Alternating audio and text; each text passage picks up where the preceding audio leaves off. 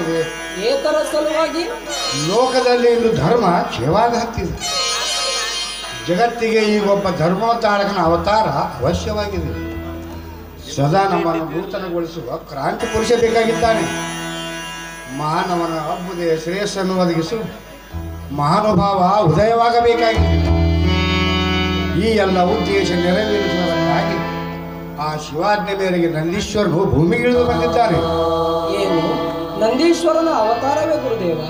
ಎಲ್ಲಿ, ಯಾವ ಸ್ಥಳದಲ್ಲಿ, ಯಾರ ಗರ್ಭದಲ್ಲಿ ಗುರುದೇವ? ಬಾಗೇವಾಡಿ ಎಂಬ ಊರಲ್ಲಿ ಮಾದರಸ ಮಾದಲಾಂಬಿಕೆಯರೆಂಬ ಶೈವ ಬ್ರಾಹ್ಮಣ ದಂಪತಿಗಳ ಗರ್ಭದಲ್ಲಿ. ಗುರುದೇವ, ಈ ವಿಷಯವನ್ನು ತಮಗಾರು ಹೇಳಿದರು? ಮಗು, ನಿನ್ನೆ ರಾತ್ರಿ ಹಾಗೆ ನನಗೆ ಸ್ವಪ್ನ ಬಿದ್ದಿತ್ತು. ಏನು ಸ್ವಪ್ನ ಬಿದ್ದಿದೆ ಗುರುದೇವ? ಹೌದು. ಆ ಸ್ವಪ್ನದಲ್ಲಿ ಕೂಡಲ ಸಂಗಮನಾಥನೇ ಬಂದು ಕೂಸಿಗೆ ಬಸವೇಶ್ವರನೊಂದು ನಾಮಕರಣ ಮಾಡುವುದಕ್ಕಾಗಿಂದು ಬಾಗೇವಾಡಿಗೆ ಹೋದರು. ಇಂದು ಮಹಾದರಸನ ಮನೆಯಲ್ಲಿ ಮಹಾಸಂಭ್ರಮ, ನಾಮಕರಣ ಮಹೋತ್ಸವ. ಬಂಧು ಬಳಗ, ಸುಹಾಸಿನಿಯರು, ಶರಣಿಯರು ಎಲ್ಲರೂ ಕೂಡಿದ್ದಾರೆ. ಯಾಕಂದ ಹೋಗಿ ಆ ಉತ್ಸವದಲ್ಲಿ ಭಾಗಿಯಾಗೋಣ. ಓಹೋ, ಒಳ್ಳೆಯ ಶುಭ ಸಮಯ. ಕೈಗೂ ಬಾಯಿಗೂ ಒಳ್ಳೆಯ ಅವಕಾಶವಿದ್ದಂತಾಯಿತು. ಓ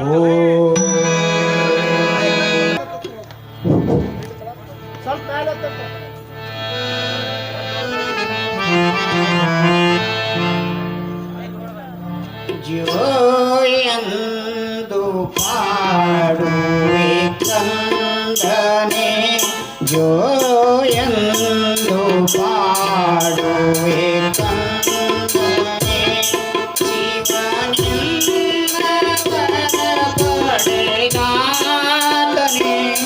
ಶಿವನಿಂದ ವರ ಪಡೆದಾತನೆ,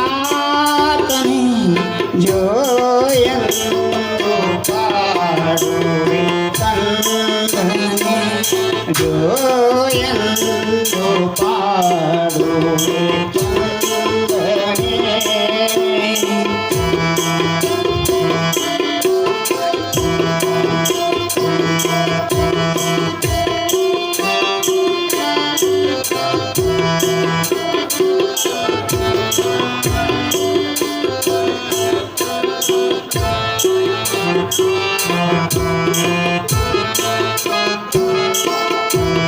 ಶಿವನ ವಾಹನ ಬಸವ ಜೋ ಜೋ, ತಿಳಿಯ ಧರ್ಮ ವಿಜಯ ಜೋ ಜೋ. ಶಿವನ ವಾಹನ ಬಸವ ಜೋ ಜೋ, ತಿಳಿಯ ಧರ್ಮ ವಿಜಯ ಜೋ ಜೋ.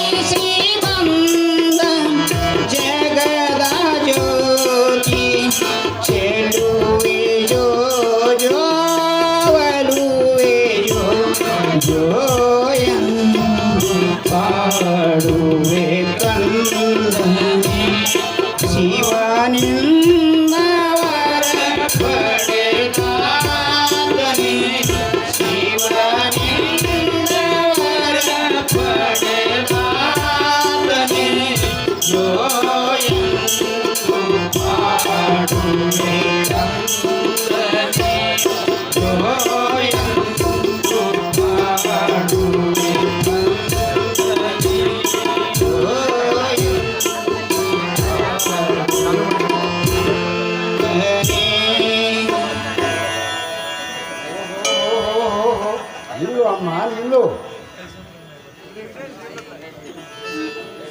ಪೂಜಾರಿಗೆ ವಂದಿಸುವೆವು. ನಿಮಗೆ ಮಂಗಳವಾಗಲಿ ತಾಯಿ. ಕೂಸನ್ನು ತೊಟ್ಟಿಲಲ್ಲಿ ಹಾಕಿದ್ದೀರಾ? ಹೌದು ಸ್ವಾಮಿಗಳೇ. ಅದನ್ನು ತಿಳಿಸೋದಕ್ಕಾಗಿಯೇ ನಾನು ಇಲ್ಲಿಗೆ ಬಂದಿದ್ದೇನಮ್ಮ. ನೋಡಿ ನೋಡಿ ಹೇಗಿದೆ ತೇಜಸ್ಸು.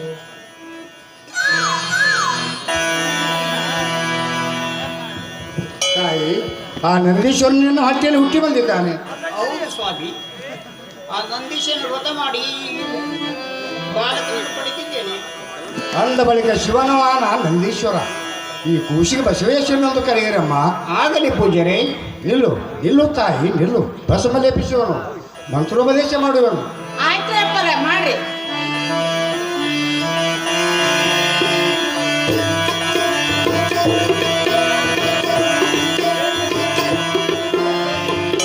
ಜಯ ಬಸವ ಜಯ ಬಸವ ಜಯ ಬಸವಣ್ಣ.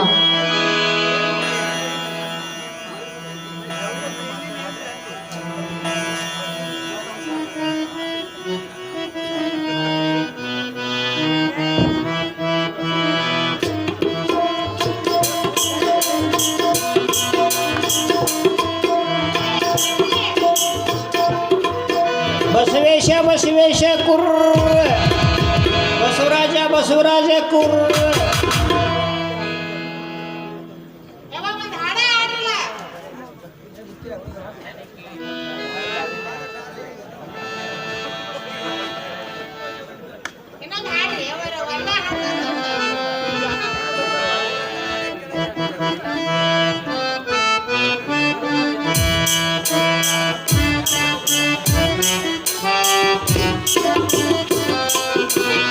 ಹಾಗೆ ಮಾಡಿಯ ಗ್ರಾಮದಲ್ಲಿ ಮಾದಲಾಂಬಿಕೆ ಉದರದಲ್ಲಿ ಜನಿಸಿ ಬಂದ ಜಗದ ಜ್ಯೋತಿ, ಜನಿಸಿ ಬಂದ ಜಗದ ಜ್ಯೋತಿ.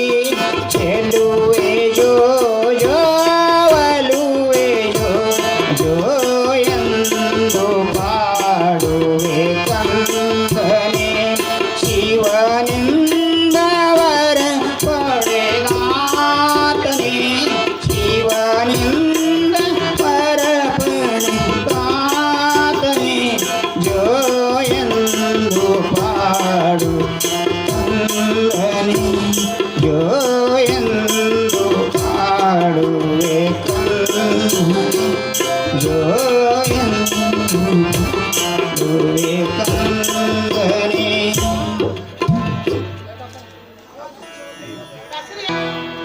ಲೋಕದಲ್ಲಿ ಧರ್ಮ ಕ್ಷಯವಾಗಿ ಹತ್ತಿದೆ.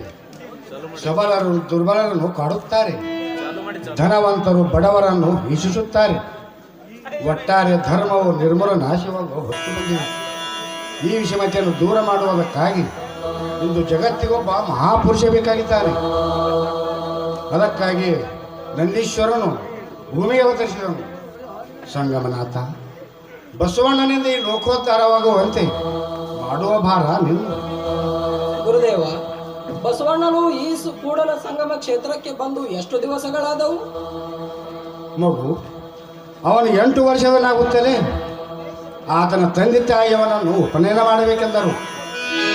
ಅದಕ್ಕೆ ಅವನು ಸಮ್ಮತಿಸದೆ ಎಲ್ಲರನ್ನು ಬಿಟ್ಟು ಇಲ್ಲಿಗೆ ಬಂದಿದ್ದಾನೆ. ಅವನು ಬಂದು ಈಗ 2 ವರ್ಷಗಳಾದವು. ಇಷ್ಟು ಅಲ್ಪಾವಧಿಯಲ್ಲಿ ಎಷ್ಟು ಓದು ಕಲಿತಿದ್ದಾನೆ ಗುರುದೇವ.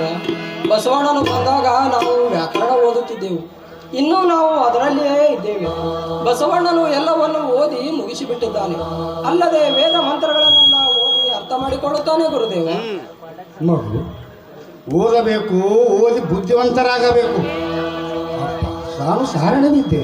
ನಿಜ ಗುರುದೇವ, ಬಸವಣ್ಣನೇ ಕಲಿಯುವಲ್ಲಿ ಬರೆಯುವಲ್ಲಿ ಎಲ್ಲರಿಗಿಂತಲೂ ಮೇಲು. ನಾವು ಉಣ್ಣುವಲ್ಲಿ ಮಲಗುವಲ್ಲಿ ಮಾತ್ರ ಮೇಲು. ಇಷ್ಟು ನಮಗೂ ಬಸವಣ್ಣನಿಗೂ ಇರುವ ಬೇಡ. ನಮ್ಮ ಬುದ್ಧಿ ದಿಕ್ಕು, ಬಸವಣ್ಣನ ಬುದ್ಧಿ ತಿಳುವು ಗುರುದೇವ. ಮನಸ್ಸಿನಲ್ಲಿ ಭಕ್ತಿ, ವಿಷಯದಲ್ಲಿ ವಿರಕ್ತಿ, ಇವೆಲ್ಲವೂ ಅವನ ಹುಟ್ಟುಮಣಗಳಾಗಿವೆ. ಅವನಿಂದ ಜಗತ್ತು ಕಲ್ಯಾಣವಾಗಬೇಕಾಗಿದೆ.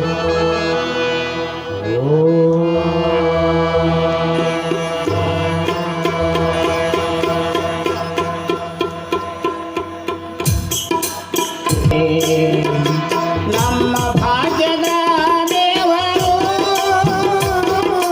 ಸಂಗಮನಾಥ ದೇವರು, ನಮ್ಮ ಭಾಗ್ಯದ ದೇವರು ಸಂಗಮನಾಥ ದೇವರು, ಜಗದ ರಕ್ಷಣೆಕರ್ತರು, ಜಗದ ರಕ್ಷಣೆಕರ್ತರು, ಕಂಡೇ ನಾ ಕಂಡೇ, ಕಂಡೇ ನಾ ಕಂಡೇ.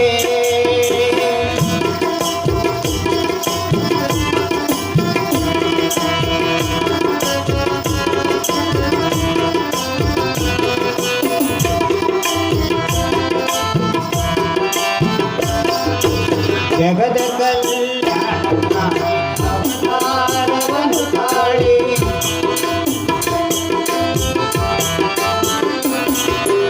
ಜಗದ ಕಲ್ಯಾಣಕ್ಕಾಗಿ ಅವತಾರವನ್ನು ತಾಳಿ, ನಂಬಿದ ಭಕ್ತರಿಗೆ ವರವಾನು ನೀಡಿ, ನಂಬಿದ ಭಕ್ತರಿಗೆ ವರವಾನು ನೀಡಿ, ಉದ್ಧಾರ ಮಾಡುವರು ಸಂಗಮನಾಥ ದೇವರು, ಉದ್ಧಾರ ಮಾಡುವರು ಸಂಗಮನಾಥ ದೇವರು, ಜಗದ ರಕ್ಷಣೆಕರ್ತರು, ಜಗದ ರಕ್ಷಣೆಕರ್ತರು, ಕಂಡೇ ನಾ ಕಂಡೇ, ಕಂಡೇ ನಾ ಕಂಡೇ, ನಾ ಕಂಡೇ, ನಾ ಕಂಡೇ.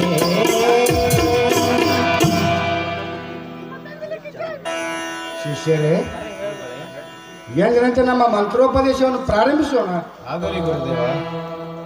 ತ್ವಂ ವಿದಿತ್ವಾತಿ ಮೃತ್ಯುಮೇತಿ ನನ್ನ ಪಂಥ ವಿದ್ಯತೆ ನ.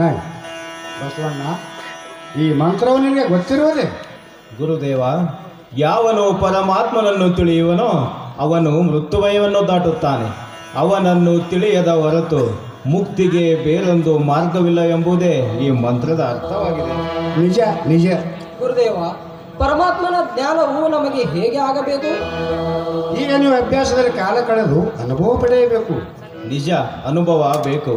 ಬಸವಣ್ಣ, ಎಂದಿನಂತೆ ನಿಮ್ಮ ಮಂತ್ರೋಪದೇಶವನ್ನು ಪ್ರಾರಂಭಿಸಿರಿ. ಆಗಲಿ ಗುರುದೇವ. ಓಂ ಪೂರ್ಣಮದ ಪೂರ್ಣಮಿದಂ ಪೂರ್ಣಮುದಚ್ಯತೆ ಪೂರ್ಣಸ್ಯ ಪೂರ್ಣಮಾದಾಯ ಪೂರ್ಣಮೇವಾವಶಿಷ್ಯತೆ. ಓಂ ಶಾಂತಿ ಶಾಂತಿ ಶಾಂತಿ. ಬಸವಣ್ಣ, ಪರಮಾತ್ಮನ ಪರಿಪೂರ್ಣನಾಗಿರುವನೆಂಬುದೇ ಈ ಮಂತ್ರದ ಅರ್ಥವಾಗಿದೆ. ಆಹಾ, ಎಂಥ ದಿವ್ಯ ಮಂತ್ರ! ಪರಮಾತ್ಮನು ಪರಿಪೂರ್ಣನಾಗಿರುವನೆಂದ ಮೇಲೆ ಎಲ್ಲವೂ ಪರಮಾತ್ಮನ ಸ್ವರೂಪವೇ ಎಂದಂತಾಯಿತು. ಗುರುದೇವ, ಎಲ್ಲವೂ ಪರಮಾತ್ಮನ ಸ್ವರೂಪವಾದರೆ ಅವನ ಪೂಜೆಯನ್ನಾರು ಮಾಡಬೇಕು. ಪ್ರಪಂಚದಲ್ಲಿ ಎಲ್ಲಿವರೆಗೆ ನಾನು ನೀನು ಎಂಬ ಭೇದವಿರುತ್ತದೆಯೋ ಅಲ್ಲಿವರೆಗೆ ಪೂಜೆ. ಅದೇ ಇಲ್ಲವಾದ ಮೇಲೆ ಯಾರು ಯಾರನ್ನು ಪೂಜಿಸುವರು? ನಿಜ, ನಾವು ಎಲ್ಲರಲ್ಲಿ ಪರಮಾತ್ಮನನ್ನು ಕಾಣುವುದೇ ಬಿಡುಗಡೆಯ ನಿಜವಾದ ಹಾದಿ. ಆಯಿತು, ಇಂದಿನ ಪಾಠ ಮುಗಿಯಿತು. ಶಿಷ್ಯರೇ, ನೀವಿನ್ನು ಆಶ್ರಮ ಕೆಲಸಕ್ಕಾಗಿ ನಡೆಯಿರಿ. ನಿನ್ನ ಮದುವೆಯಾಗಬೇಕೆಂಬುದು ಆ ಸಂಗಮನಾಥನ ಇಚ್ಛೆ, ಭಕ್ತಾಳ ಇಚ್ಛೆ ಅಲ್ಲಪ್ಪ. ಹಾಗಿರುವಲ್ಲಿ ತಮ್ಮ ಆಜ್ಞೆಗೆ ಪ್ರತಿ ಇಲ್ಲ. ಹಾಗಾದರೆ ಕ್ಷಣ ಮಾತ್ರ ವಿಚಾರಿಸು. ಮರುವೆಗೆ ಬೀಳಬೇಡ. ಮರುವೆ ಬಂಧನ, ಅರಿವೇ ಮುಕ್ತಿ. ನೆನಪಿರಲಿ.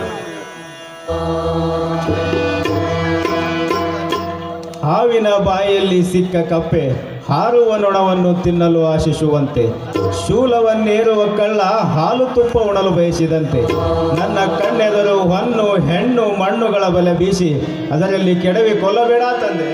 ಓಹೋ, ಏಳು ಏಳು ಕಂದ ಏಳು, ಮನೋನಿರ್ಧಾರವಾಯಿತು. ತಮ್ಮ ಕೃಪೆಯಿಂದ ಕೃತಾರ್ಥನಾಗಬೇಕೆಂಬುದೇ ನನ್ನ ಮನದ ಆಸೆ. ನಿಮಗೆ ಕಲ್ಯಾಣವಾಗಲಿ ಬಸವೇಶ. ನೀವು ಕಲ್ಯಾಣಕ್ಕೆ ಹೋಗಿ ಕಲ್ಯಾಣ ಜ್ಯೋತಿಯಾಗಿ ಬೆಳಗಲಿ. ಹೇಳು ಕಂದ ಹೇಳು.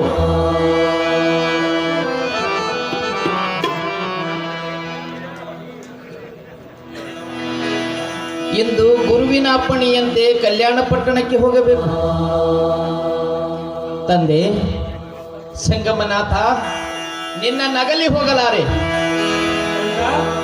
ಬಸವಣ್ಣ, ಕೈಲಾಸದಿಂದ ಕಳಿಸುವ ಮೊದಲು ನಿನಗೆ ನಾನು ಕೊಟ್ಟ ವಚನದ ಪ್ರಕಾರ ನೀನೆಲ್ಲಿರುವೆ ನಾನು ಅಲ್ಲಿರುವೆ, ನಿಂತಲ್ಲಿ ನಿಲ್ಲುವೆ, ಕುಳಿತಲ್ಲಿ ಕೂಡುವೆ, ನೀನು ಕರೆದಾಗ ಓ ಎನ್ನುವೆ, ನಡೆದಂತೆ ನಡೆಯುವನು, ನುಡಿದಂತೆ ನುಡಿಯುವನು, ಸದಾ ನಿನ್ನ ಮನದೊಳಗೆ ಮನೆ ಮಾಡಿಕೊಂಡು ಇರುವೆನು. ನೀನು ಯಾವುದಕ್ಕೂ ಭಯಪಡಬೇಡ ಮಗು, ಹೊಡಗಧಿಪತಿಯಾಗಿ ಬಾಳೆನ್ನ ಬಸವಣ್ಣ. ನಡೆ ಕಂದ, ನಿನಗೆ ಮಂಗಲವಾಗಲಿ.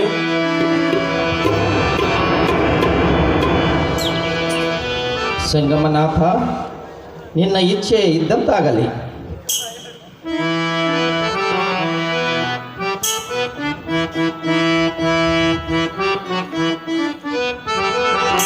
ಇದರ ಕೊರಡು ಕೊನರುವ ದಯ್ಯ, ನೀನೊಲಿದರೆ ಕೊರಡು ಕೊನರುವ ದಯ್ಯ, ನೀನೊಲಿದರ ಬರಡು ಅಯನ ಉದಯ, ನೀನೊಲಿದರ ಬರಡು ಅಯನ ಉದಯ, ನೀನೊಲಿದರ ಕೊರಡು ಕೊನರುವ ದಯ್ಯ.